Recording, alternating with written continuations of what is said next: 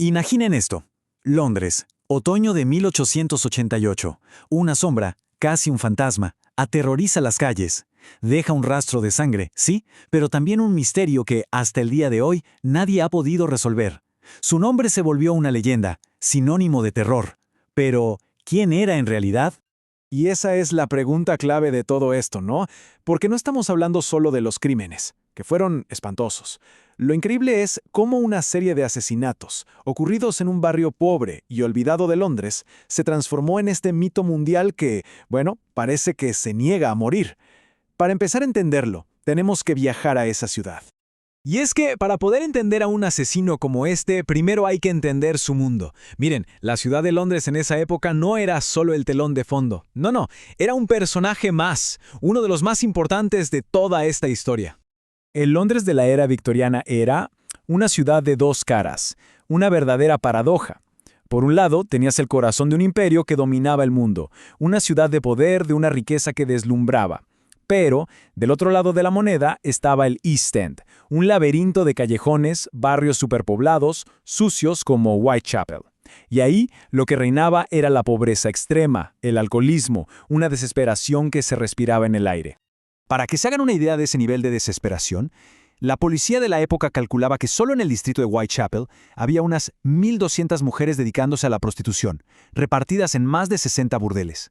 Y ojo, este número no nos habla de moral, para nada. Nos habla de una desesperación económica absoluta. Y fue precisamente este ambiente, esta vulnerabilidad, lo que el asesino supo explotar a la perfección. Así que tenemos el escenario perfecto. Y fue justo ahí, en ese caldo de cultivo, donde durante unos pocos meses, unos meses escalofriantes, el terror se desató por las calles. Todo ocurrió increíblemente rápido. En poco más de 2 meses, entre finales de agosto y principios de noviembre de 1888, 5 mujeres fueron asesinadas una tras otra. Esta seguidilla de crímenes, tan rápida, tan brutal, es lo que hoy conocemos como las 5 canónicas. Son las víctimas que casi con total seguridad se le atribuyen a un único asesino. Miren esta imagen, porque nos pone de golpe en la cruda realidad de los hechos. Este es el patio donde encontraron a la segunda víctima, Annie Chapman, y aquí viene lo realmente inquietante. Esto no era un callejón oscuro y solitario, no, era el patio trasero de una casa habitada. El asesino actuaba literalmente, a la vista de todos, pero nadie lo veía. Y había un patrón, un modus operandi terriblemente consistente. Primero les cortaba la garganta, un corte tan profundo que casi las decapitaba. Y después venían las mutilaciones abdominales. A menudo le sacaba los órganos, y lo hacía con una precisión que dejó helados a los médicos de la época. Todo esto apuntaba a una frialdad, a un método que daba pánico. Y lo peor es que la violencia iba a más con cada crimen. Empezó con Mary Ann Nichols, a la que encontraron con el abdomen rasgado, y terminó con la última de las 5, Mary Jane Kelly. A ella la mató en su propia habitación. La carnicería fue tal que el cuerpo era prácticamente irreconocible. La brutalidad escaló a un nivel inimaginable. Bueno, ante una brutalidad así, se podrán imaginar, toda la ciudad estaba en pánico y exigía respuestas. Así que se puso en marcha una de las cacerías humanas más grandes que se habían visto hasta entonces. Pero la policía metropolitana, la famosa Scotland Yard, se vio completamente superada. Es que nunca se habían enfrentado a algo así, a un asesino en serie de esta naturaleza. La presión de la gente y de la prensa era gigantesca, y claro, cada nuevo cuerpo que aparecía era una humillación pública para ellos. Y que conste que no fue por no intentarlo, ¿eh? Los registros de la investigación son una locura. Hablamos de más de 2.000 personas entrevistadas, más de 300 sospechosos investigados a fondo, y más de 80 personas detenidas en algún momento. Y a pesar de todo ese esfuerzo masivo, nada. El asesino seguía siendo un fantasma. Ya desesperados, en un intento por entender con quién estaban lidiando, la policía hizo algo que para la época fue revolucionario. Llamaron al Dr. Thomas Bond, y él hizo lo que hoy se considera uno de los primeros perfiles criminales de la historia.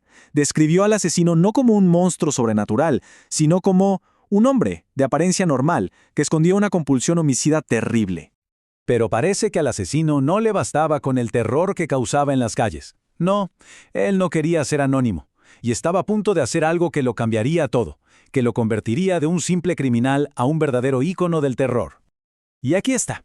El 27 de septiembre, una agencia de noticias recibió esta carta, escrita con tinta roja. En ella, el autor se burlaba de la policía y prometía seguir matando. Hoy en día, la mayoría de los expertos creen que fue una farsa, probablemente de un periodista para vender más periódicos. Pero ¿saben qué? Eso ya no importaba. El efecto que tuvo fue real. Y fue inmediato. Porque al final de la carta, por primera vez, el asesino firmaba con un nombre. ¿Y qué nombre? Jack the Ripper. Jack el Destripador. Sonaba bien, era aterrador, era perfecto para los titulares.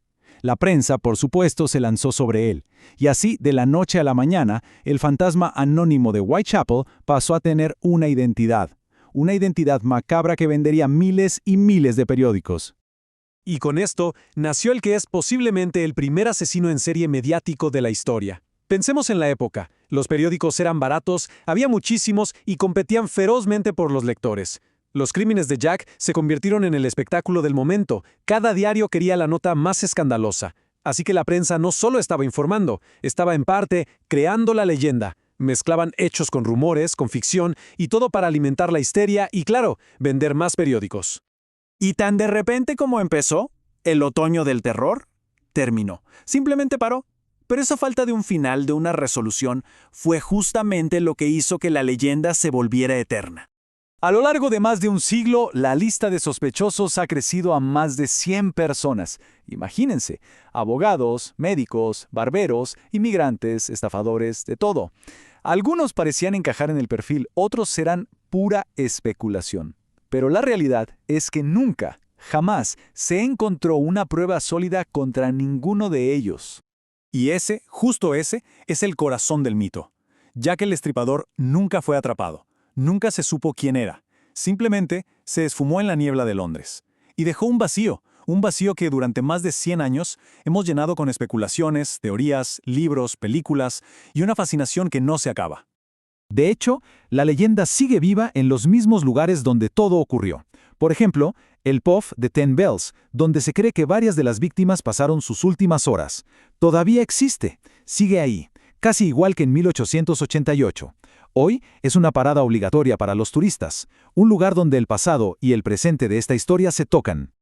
Pero, curiosamente, toda esta tragedia tuvo un legado inesperado. Toda esa atención mediática sobre los asesinatos también iluminó, con una luz muy incómoda, las condiciones de vida terribles del East End. Por primera vez, el Londres rico y poderoso no pudo seguir ignorando la miseria que tenía al lado. Y esta presión finalmente ayudó a impulsar algunas reformas sociales. Así que, volvemos a la pregunta del principio. ¿Por qué este asesino sigue tan presente entre nosotros? Pues no es solo por los crímenes, es porque su historia es un espejo de muchas cosas. La desigualdad social, el poder de los medios de comunicación, el nacimiento de la investigación criminal moderna y, por encima de todo, toca nuestro miedo más profundo, el miedo a lo desconocido. El terror de pensar que el verdadero monstruo no se esconde en las sombras, sino que puede ser cualquier rostro anónimo que nos cruzamos por la calle.